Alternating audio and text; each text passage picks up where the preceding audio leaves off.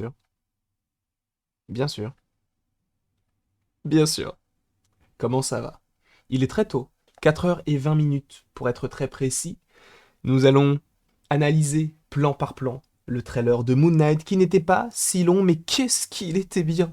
Alors, il n'est peut-être pas à la hauteur d'un Doctor Strange 2, mais c'est Moon Knight, bordel de merde. Je suis très content, je suis comme un enfant, parce que de voir... C'est con, hein, mais je comprends en fait... Comment on peut dire ça là, le... J'ai même pas les mots, je comprends en fait, pour une fois, ce que les gens qui lisent des comics peuvent ressentir devant un trailer par rapport à ce qu'ils peuvent attendre fortement d'un personnage. Et c'est exactement ce que ça me fait de voir ça là. Pouf. Et pourtant, évidemment, j'en ai pas lu énormément des comics, mais bref, analysons tout cela. Nous avons tout ici présent pour pouvoir faire une vidéo convenable en analysant cela plan par plan. Si vous ne connaissez pas, en fait, on va revenir sur le trailer, et bien en faisant des pauses, en revenant sur des choses, etc. Sachant que entre les deux vidéos, qui sont donc cette vidéo-là et la vidéo réaction, je me suis renseigné sur le méchant et vous allez voir que c'est pas forcément celui auquel on croit entre guillemets. Vous allez voir que c'est un petit peu étrange par ailleurs de savoir qui est réellement ce Arthur Harrow, entre guillemets, même s'il n'y a pas de guillemets à avoir, puisque c'est son vrai prénom, il n'y a pas de... Bref. Commençons tout de suite, sachant qu'on va baisser un petit peu le son, hein, c'est surtout euh, peut-être les plans, les visuels qui vont nous intéresser, et moi ce qui m'intéresse c'est ça.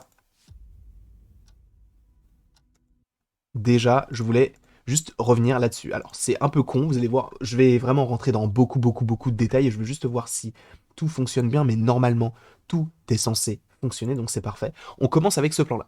Pour moi, ça représente beaucoup trop de choses en un plan qui peut juste montrer le mec qui ne sait pas quoi faire, qui se fait chier la nuit. Il y a des coussins derrière lui, des coussins qui sont tous entre guillemets différents. T'en as un bleu, t'en as un blanc avec une tache orange, t'en as un blanc avec de l'ombre, etc. Donc tu sens que, bon, c'est trois choses différentes. Sachant que dans la tête, en tout cas dans les comics de Moon Knight, dans la tête de Mark Spector, donc il y a Mark Spector, mais il y a aussi Jack Lockley, mais il y a également Steven Grant, et notamment au tout début, enfin en tout cas dans la grande partie du trailer, on te parle donc de Steven, alors que en soi, euh, légalement parlant entre guillemets, enfin au niveau du, bah si c'est en soi c'est légal puisque c'est son prénom normalement, c'est Mark Spector, donc c'est une autre identité et ce qui est assez intéressant c'est qu'on commence déjà le trailer avec une autre entité, une autre identité qu'il a adoptée au fur et à mesure des années, et sachant que normalement dans les comics, Steven Grant est un millionnaire qui essaye de se mêler à la foule très aisée de New York en gros.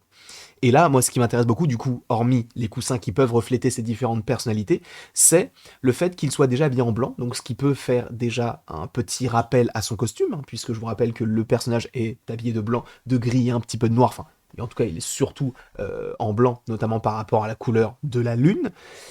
Et ensuite, ce qui m'intéresse, c'est, et ça je voulais y revenir fortement, c'est ce petit Rubik's Cube. Alors, c'est un peu con, mais pour moi, c'est la tête de Moon Knight. Pourquoi? Parce que déjà c'est un cube. Ça veut dire qu'il y a plusieurs faces. Sur ces faces, il y a des cubes eux-mêmes. Enfin, sur les cubes, il y a des cubes. Et sur les cubes, il y a des cubes encore une fois. Donc on sent que c'est quelque chose qui sera très méta, tu vas rentrer dans l'intériorité d'une intériorité, etc. Donc pour moi, ce cube-là représente totalement la psychologie du personnage, puisque tu as plusieurs couleurs qui ne sont pas du tout, comment on peut dire ça, accordées, hein, puisque là on voit du bleu, du blanc, du jaune, du rouge, du vert, etc. Enfin bref, tu as plein de couleurs totalement différentes, et il n'essaye même pas de le faire. C'est que tu as vraiment l'impression que bah, c'est lui, en fait, le Rubik's Cube, et que donc tu as déjà plusieurs faces, mais en plus de ça, tu as des faces dans ces faces qui sont de couleurs différentes. Donc pour moi, c'est vraiment l'idée que tu plusieurs personnes dans sa tête via les couleurs, via les carrés. Peut-être que ça ne représente rien. Sachant que ici, bon, ça veut peut-être aussi rien dire, mais là, j'y vois une sorte de bec. Sachant que là, t'as une sorte, bah, t'as l'ombre du coussin, mais avec une sorte d'œil ici, et là, bah, une sorte de museau un petit peu. À voir si ça peut être le Khonshu, donc le Khonshu qui n'est autre que le dieu de la lune, donc le dieu qui va se servir en gros de Mark pour se venger, donc sur Terre. Et c'est pour ça qu'il a des pouvoirs. Et donc ça va être assez intéressant. Déjà, je voulais revenir sur ce plan-là précisément parce qu'il est très intéressant pour moi par rapport à la composition, on va dire. Et même par rapport à la musique, c'est donc les bruits d'une horloge, donc les aiguilles, le bruit de l'aiguille. Et pour moi, ça segmente, entre guillemets, l'audio. Déjà, on n'a rien derrière, et ça segmente la chose. Donc comme si c'était, encore une fois, des choses qui sont compartimentées. Et vous allez voir qu'il y a beaucoup, beaucoup, beaucoup de compartiments, entre guillemets, ce que j'appelle aussi, enfin ce que j'appelle, ce que on peut appeler dans le monde cinématographique, entre guillemets, un surcadrage, avec beaucoup, beaucoup de cadres dans le cadre. Et ça représente aussi l'intériorité d'un personnage. On rentre vraiment dans son esprit, on rentre dans son cerveau, on rentre dans sa tête, peu importe, vous avez compris un petit peu l'image. Déjà là, on revient aussi sur sa névrose, sa psychose, puisque, bon, sans revenir précis, enfin, en revenant plus sur les détails, là on voit du coup, il y a la porte, donc qui fait un rectangle, la porte qui est elle-même un rectangle. Ici, on a des, comment on appelle ça, des briques qui forment un mur qui est donc rectangle, les briques qui sont rectangles, donc on a encore cet aspect de rectangle dans le rectangle, de rectangle dans le rectangle, et de carré dans le carré. Tu vois ce que je veux dire? Par rapport à la porte, par rapport au mur, et par rapport au Rubik's Cube. Et là, on voit qu'il essaye, là déjà, il a beaucoup, beaucoup de verrous. En plus, il met du scotch. Alors, pourquoi du scotch? Est-ce que ça va? C'est un peu con d'essayer de mettre du scotch, sachant qu'il a beaucoup de verrous. Alors, pourquoi déjà il met beaucoup de verrous? Je pense que c'est parce que, justement, quand il s'endort, il ne sait pas avec qui, entre guillemets, en tout cas avec quelle personnalité, il va se réveiller.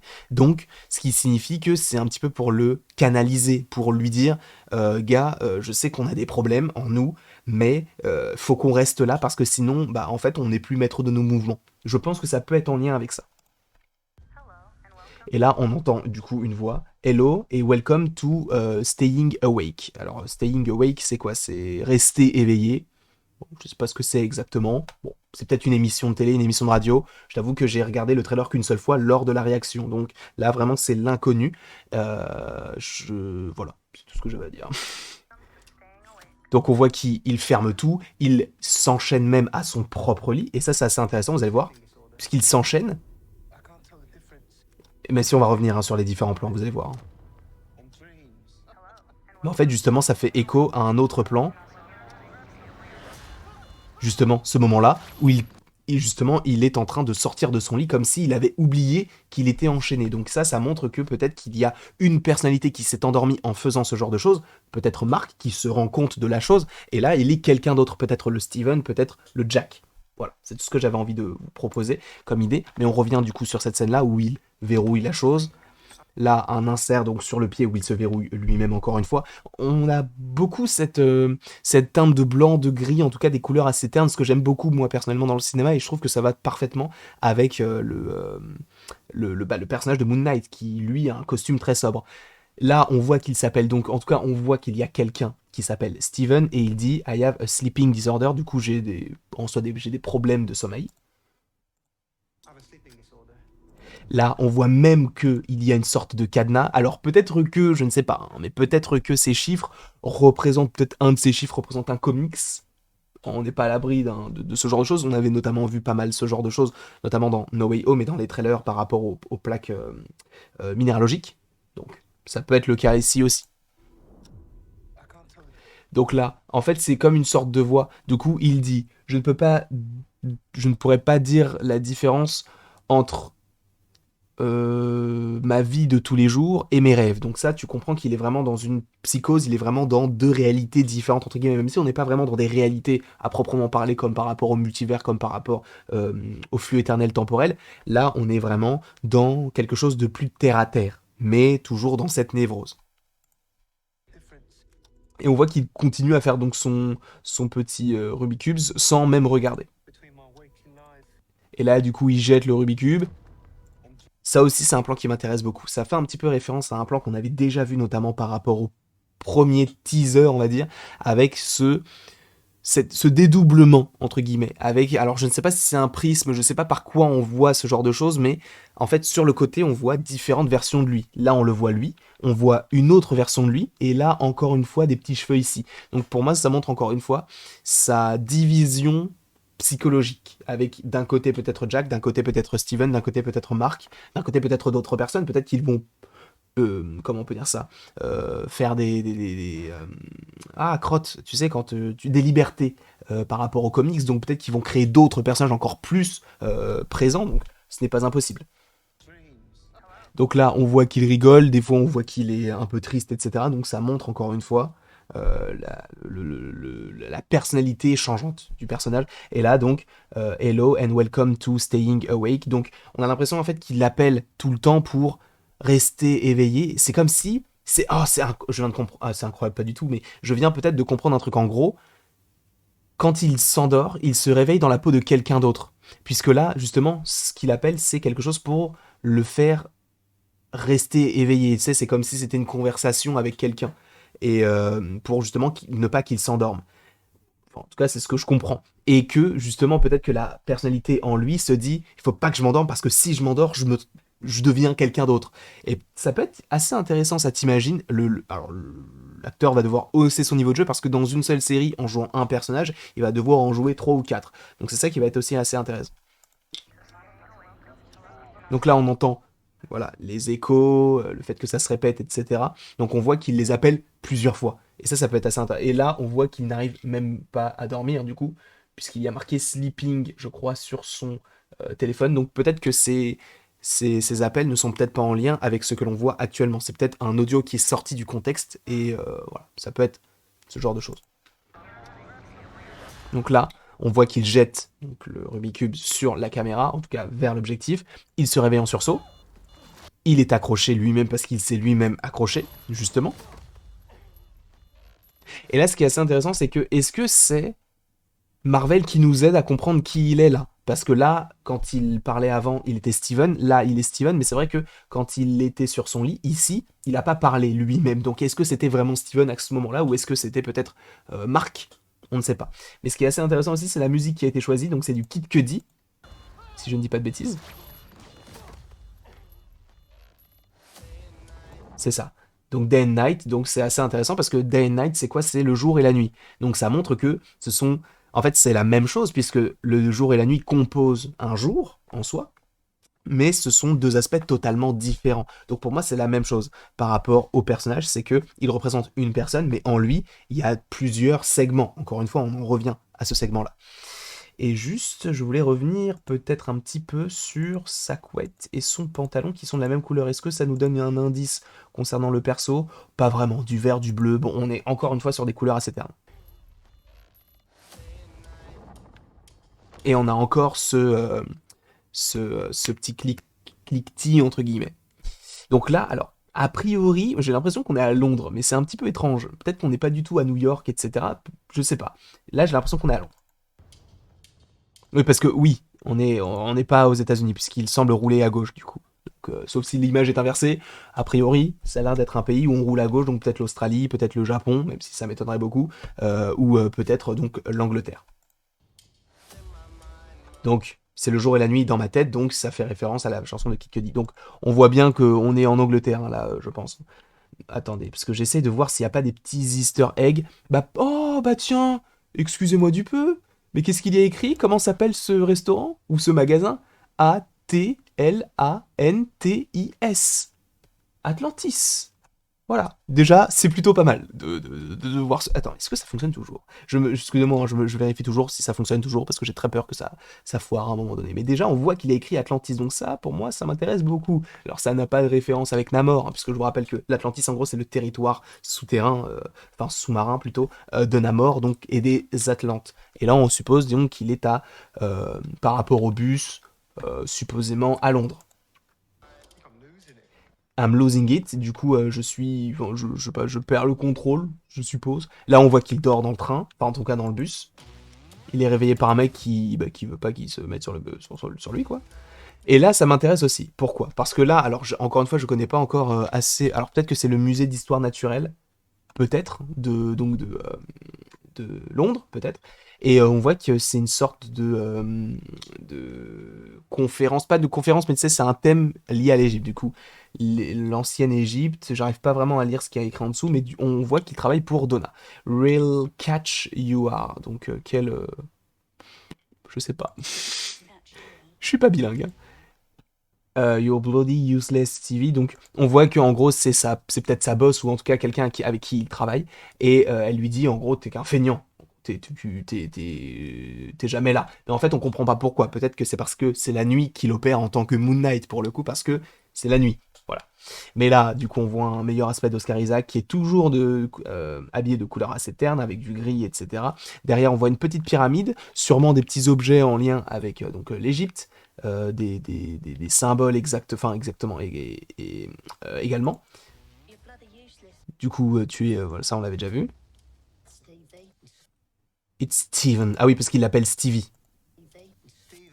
Et lui, il lui rappelle qu'il s'appelle Steven. Donc ça, c'est assez intéressant parce que du coup, tu vois que même lui sait qui il est pour l'instant. Sachant que en soi, je rappelle que Moon Knight, c'est Mark Spector, c'est pas Steven Grant. Encore une fois. Donc là, c'est une sorte de puzzle, je crois. Bon, là, ça doit être encore des choses liées à l'Égypte. Et elle, du coup, c'était Donna. Alors là, est-ce qu'on peut avoir des petites choses à découvrir? Est-ce que c'est bien chez lui? Je ne sais pas, mais en tout cas, on peut supposer, puisque là, on a une sorte de verrou qui est peut-être lié à sa porte. On voyait que la porte était bleue et que ici, c'était marron. Hein, au début, je le rappelle, hein, c'était à ce moment-là précisément. Donc, ça fait référence donc au mur et à la porte un petit peu bleutée. Je vais revenir à 40 secondes précisément ici. Donc, on est supposément chez lui. On voit que il y a une sorte de carte avec plusieurs petites photos. Donc, est-ce qu'il traque quelqu'un? Est-ce qu'il est déjà Moon Knight? Supposément que oui. Il n'est pas habillé de la même façon où il était habillé tout à l'heure, puisque là, c'est un manteau plus bleu, etc. Qu'est-ce qu'il y a d'intéressant? En fait, l'image est tellement sombre qu'on n'arrive pas vraiment à voir. On voit qu'il a un petit poisson. Voilà. Est-ce que, est-ce que le poisson ne serait pas une sorte de reflet de, tu sais, les poissons rouges, ils n'ont vraiment pas de mémoire. Lui, en soi, il ne peut pas en avoir, puisqu'à chaque fois, il pourrait changer de personnalité. Donc, est-ce que ça sera en lien avec ça? Je ne sais pas. Je ne peux pas dire la différence. Ça, c'est du coup entre la vie et les rêves. Donc ça, c'est ce qu'il disait déjà tout à l'heure. Et ça m'intéresse beaucoup, ce genre de plan. C'est ce qu'on appelle du coup du surcadrage. Je vais essayer de mettre pause au bon moment. Je l'ai mis au bon moment. Donc là, on a un meilleur aperçu de son costume. Donc là, clairement, il est trop stylé. Il est bien trop stylé. Mais là, c'est du surcadrage pur et dur. Pourquoi? Parce que déjà, on a un surcadrage avec, évidemment, hein, le miroir en rond, puis avec les traits sur le côté qui représentent peut-être du carrelage mural. Derrière, on a encore un surcadrage dans un surcadrage. Pourquoi? Parce que là, on voit les fenêtres du bâtiment qui sont en face, mais on les voit par rapport à une fenêtre qui est elle-même en mosaïque, entre guillemets, ou en tout cas séparée en plusieurs petites fenêtres. Et là, pareil, on a des surcadrages. Bref, on en a partout des surcadrages, ce qui représente, encore une fois, l'entrée dans l'intériorité d'un personnage qui est partagé entre plusieurs personnalités. Donc pour moi, c'est ce genre de plans qui me font encore penser que les gens qui disent que les films Marvel ou les séries Marvel, ce n'est pas forcément des bonnes séries ou du cinéma dans leur globalité, bah juste niquez-vous. Juste niquez-vous. Voilà, c'est tout ce que j'avais à vous dire. Ah, c'est un peu virulent. Ah, c'est un petit peu virulent. Donc là, pareil encore ce surcadrage, donc on sent, on suppose que c'est le même plan, puisque bah, c'est la même fenêtre, et en plus de ça, dans le plan d'après, bah, on revoit la même petite lumière ici, la fenêtre également. Bref, tout est pareil. Et là, alors là, on entend du coup une sorte d'écho, donc on sait que c'est quelque chose qu'on a déjà entendu dans le trailer, supposément. Et on a ce mec-là. Ce mec-là qui n'est autre que Khonshu. Qui est donc, pour petite précision, le dieu de la lune. Donc, pour faire très simple, en gros, c'est celui qui va être dans la tête, dans le corps aussi en soi, du personnage donc de Mark. En gros, Mark, il a été laissé pour mort. Je ne vais pas trop rentrer dans les détails parce qu'il y a une vidéo précise qui arrive sur le sujet, mais en gros, il a été laissé pour mort et il a été ressuscité, réanimé par un dieu égyptien qui lui a dit si tu veux mourir, meurs, mais si tu veux revivre, eh bien, du coup, tu vas devoir assouvir ma vengeance et donc tu vas être mon chevalier. D'où le fait que ce soit le chevalier du dieu de la lune, donc Moon Knight, tout simplement. Et là, donc, on a un aperçu. Je pensais pas qu'ils le feraient réellement Khonshu, et là, ils le font, le Khonshu. Et donc, ça me fait plaisir qu'ils fassent Khonshu. Et donc là, même lui se dit, mais qu'est-ce que c'est que ça? Donc on sent que lui-même, en fait, il est partagé quand il est Steven, comment il s'appelle? Quand il est Moon Knight, quand il est Jack, ou quand il est l'autre personnage, je ne sais plus comment il s'appelle, bah Mark tout simplement. Donc on voit qu'il est totalement tiraillé par tout ça. Peut-être que c'est ce qu'il se passe juste avant qu'il rentre donc dans son appartement, puisque on voit qu'il a la même chemise, peut-être la coupe un petit peu, tu sais, un petit peu transpirant et tout. Peut-être que c'est le même moment. Peut-être. Moi, je pense que oui, puisqu'il a l'air de rentrer chez lui, puisqu'il est dans l'ascenseur. Ou alors, il sort de chez lui. Mais en tout cas, je pense que ça peut être en lien. Et donc là, on a ce Konju qui marche avec ça. Et putain, il a tellement de charisme. Même comme ça, il est stylé alors qu'on ne le voit même pas. Et quand on va le voir dans la série, je vais crier. Et c'est assez intéressant parce que la façon dont c'est filmé, etc., t'as vraiment, encore une fois, t'as l'impression que c'est pas une série, c'est un film. J'ai l'impression que ça, je vais le voir au cinéma. Non, je le verrai sur mon écran d'ordinateur ou sur ma télé. Mais c'est ça qui est cool, c'est qu'ils arrivent à proposer une sorte de programme cross-média. Ce qui est cool, c'est que tu peux regarder à la fois sur ton téléphone, sur ton ordinateur, sur ta télé ou au cinéma quand ce sont des films. Et donc là, on voit que cette sorte de chose. Attendez, parce que c'est pas la même, c'est pas cette sorte de chose, du coup, c'est pas la petite dame, évidemment. C'est, putain, mais j'arrive pas à cliquer au bon moment. Voilà. Donc, on voit que c'est une sorte de momie, hein. Je vous rappelle que c'est un dieu égyptien, donc il est, je ne sais plus, enrubanné. Je ne sais pas, je sais qu'il y a un terme spécial pour les pharaons, les personnes qui sont dans des sarcophages, mais je ne sais plus comment s'appelle ce terme. Donc, il est enrubanné, on va dire. Euh, et on voit que c'est tout simplement une hallucination. En tout cas, on pense que c'est une hallucination. Est-ce que c'est réel ou pas? Et en fait, c'est une petite dame, donc elderly woman, donc elle va peut-être pas avoir une grande incidence puisqu'elle n'a même pas de nom. Et donc elle voit qu'il est complètement un peu fou. Et là, on voit qu'il a déjà un téléphone, le Motorola, sachant qu'on va y revenir, hein. Donc là, je pense que c'est peut-être Mark. Vous allez voir. Ou peut-être que c'est Steven, mais qui découvre qu'en fait, il est quelqu'un d'autre. Ça peut être hyper intéressant. Après, à voir à la longue si ça ne peut pas être répétitif. Parce que à chaque fois, s'il découvre qu'il est quelqu'un d'autre, et ça à chaque épisode, ça peut être un petit peu redondant. J'espère qu'ils ne feront pas ce genre de choses. J'espère qu'ils vont se caler par rapport à ce qu'ils font déjà dans les comics, qui est très très bien. I lost a contact length. Alors, lens, je ne sais pas ce que ça veut dire, mais du coup, j'ai perdu un contact. Voilà. J'espère que vous le trouverez. Lens, du coup, à mon avis, c'est genre, il a dû perdre un truc et elle lui dit j'espère que vous le trouverez. Voilà, tout simplement. Est-ce qu'il y a des petits easter eggs ici? Navigation, Hello New, TK, non. Bon, il n'y a pas grand chose. Ok. Et lui dit thank you, ok, d'accord. Donc ça m'intéresse beaucoup puisque ça sort en mars. Le 30 mars, on aura la série Moon Knight. Et ça fait plaisir. Et du coup, il y a un téléphone qui sonne. Il est donc dans cette, à l'endroit où il travaille, Steven, puisqu'il se fait appeler Steven.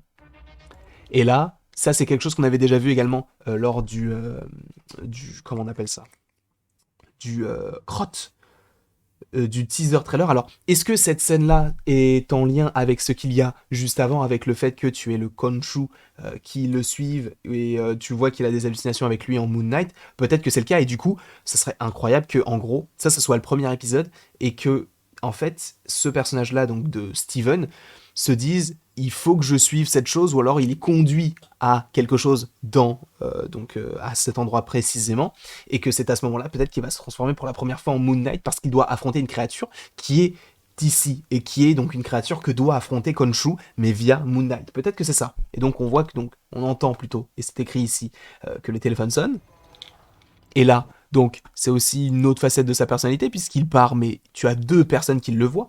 Donc, est-ce que c'est d'un côté Jack et d'un côté Mark, ou est-ce que là c'est Steven? Enfin bref, à voir qui sera qui. Et voilà, ça va être génial. Ça va être génial. Donc là, c'est le moment. Donc on voit qu'il transpire, donc c'est possiblement juste avant qu'il soit dans l'appartement. Non, pas dans l'appartement, mais dans l'ascenseur avec la petite dame.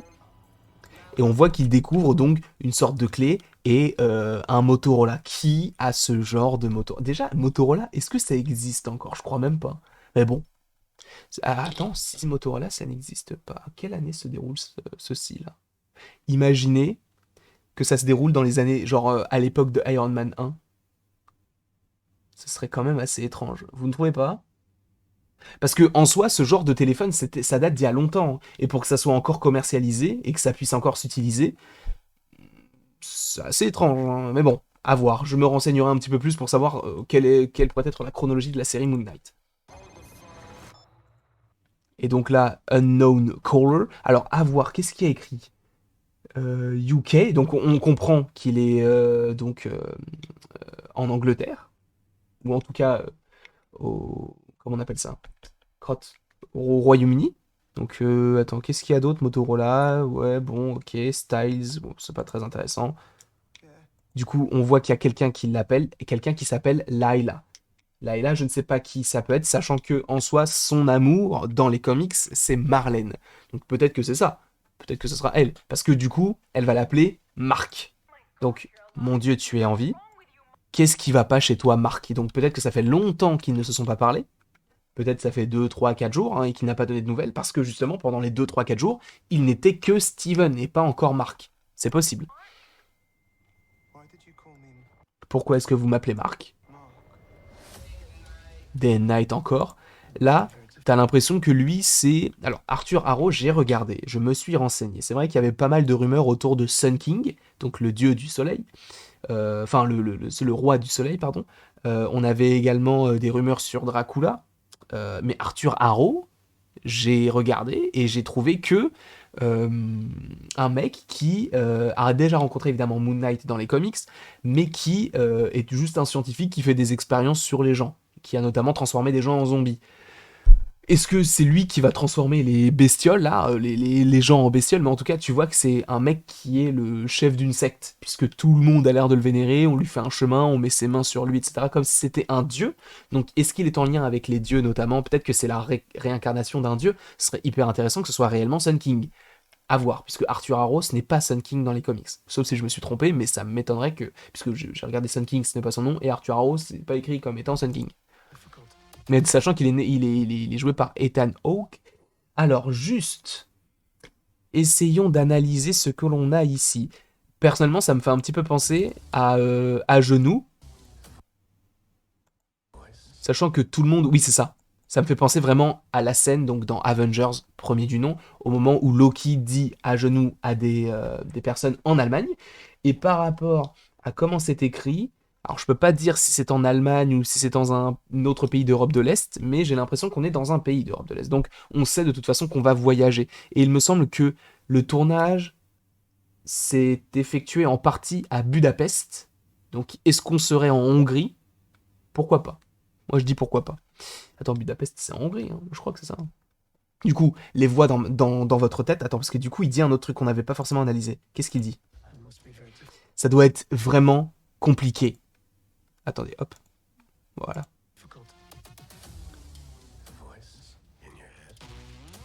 Voilà. Du coup, ce qui est très intéressant, c'est que déjà, on sent qu'il a déjà affronté des gens. Pourquoi? Parce qu'il a l'air d'être un petit peu amoché, le petit bonhomme. Hein. Il a l'air d'avoir du vécu. Et pourquoi est-ce qu'il serait là? Sachant que ça fait vraiment, du coup, encore une fois, comme Loki, un Loki qui est devant, du coup, cette foule, avec un seul homme qui se dresse devant lui, qui lui dit Je ne serai pas, il n'y a pas d'homme comme moi, et enfin, t'as compris, tu as la scène, avec notamment Captain America. Mais donc, tu vois que c'est une sorte de secte, et lui, peut-être qu'il va se demander est-ce que lui peut l'aider puisqu'il lui dit les voix dans votre tête. Donc, ça doit être compliqué, les voix dans votre tête, donc peut-être que lui, c'est quelqu'un qui va vouloir ce que lui a, peut-être, hein, ce n'est pas impossible. Donc là, encore une fois, ce principe de surcadrage avec en plus euh, comment dire, lui qui se retourne, mais là, tu vois quelqu'un qui est debout, donc tu sens que c'est deux personnes un petit peu différentes, en tout cas au niveau de la personnalité. Et en plus de ça, le miroir est brisé. Donc ça veut dire pas mal de choses. Et si on analyse encore plus en détail, la chemise est quadrillée, quadrillée qui donc rajoute encore ce surcadrage, ou en tout cas cette césure dans le plan, qui va notamment avec cette césure dans un plan triangulaire, là où ici, c'est un plan rectangulaire, donc avec des petits morceaux carrés. Est-ce que ça a un lien? Je ne sais pas. Peut-être que je vais trop loin, possiblement. Est-ce que ça fonctionne toujours? Je regarde, ça fonctionne toujours. Ça va pas être une analyse aussi longue que ce qu'on a pu faire par rapport à Spider-Man No Way Home, mais elle va être conséquente quand même, puisqu'elle fait déjà... Enfin, elle va faire une trentaine de minutes, je pense, puisqu'on a encore 37 secondes de trailer. Mais là, il lui dit shut up, du coup, c'est comme si ses autres personnalités lui parlaient, dans sa tête évidemment, hein, il n'y a que lui qui le voit, et donc peut-être que les gens autour le prennent pour quelqu'un qui n'est pas forcément très sain d'esprit, entre guillemets. Et donc, il lui dit c'est le chaos en vous, donc là c'est bien Arthur Harrow, donc c'est écrit ici, qui est joué donc par Ethan Hawke, qui est donc l'antagoniste principal de cette série, puisque ça avait été annoncé, hein. Ethan Hawke, il avait été, pas annoncé, mais comment on peut dire ça, dépeint comme l'antagoniste de la série. Et là, c'est le jeu de l'acteur qui va beaucoup faire, puisque encore une fois, on a ce côté blanc, surcadrage encore une fois, donc qui est en lien avec Moon Knight, et il se frappe comme si il voulait se réveiller, comme s'il était un peu fou. Là, alors, pour moi, c'est clairement la suite logique, hein, puisque là, ce petit camion, si je ne dis pas de bêtises, déjà, c'est pas le camion Pizza Planet, mais ça a l'air d'être ce camion-là, qui est ici. Sachant que, quand tu vois comment il est habillé avec une sorte de manteau vert foncé. Alors, je pense que cette scène-là se déroule un petit peu après celle-ci. Parce que là, en fait, si on analyse bien cette scène-là, ici, on a l'impression qu'on voit des choses qu'on pouvait voir dans le musée. Donc, est-ce que lui est venu justement de son pays jusqu'ici, donc d'Europe jusqu'aux États-Unis? Enfin, non, quoique non, mais non, c'est puisqu'il est en Angleterre. Donc, est-ce qu'il est venu du pays où il était, donc là où on va le découvrir pour la première fois dans le trailer, ici, pour aller en Angleterre? Et après, en fait, il y a eu peut-être un affrontement entre les personnages et par la suite, il est allé ici. Parce qu'en fait, ça me semblerait étrange que ce soit la première rencontre entre les deux personnages, sachant que on voit que le personnage est déjà un petit peu amoché, et qu'en plus de ça, quand il conduit cette sorte de camion, il est une arme à feu. Et là, il se rend compte lui-même qu'il y a une arme à feu. Et pourquoi on sait que c'est le même camion? Bah, parce que ce sont les mêmes couleurs, tout simplement. Et en plus, ici, on voit qu'il y a du sang. Excusez-moi du peu, mais ce sera une série assez sanglante et elle va être incroyable. En plus, il est habillé de la même façon avec la capuche blanche. Capuche blanche qui fait encore une fois référence au personnage, puisque dans les comics, il a une cape blanche, donc ça fait totalement référence au perso. Mais ce qui va nous intéresser, c'est surtout ce qui va arriver après, parce que là, du coup, il se rend compte de ce qu'il fait, et il va lâcher le truc. Sauf que là, il se rend compte qu'il a affronté quelqu'un. Il y a deux voitures qui le suivent. Excusez-moi. Attends, parce que là, je suis en train de réaliser un truc, là. Attends. Parce que peut-être que je dis n'importe quoi. Mais essayons d'analyser même les voitures et tout. J'ai vraiment l'impression qu'on n'est pas en 2025, hein. Enfin en 2024.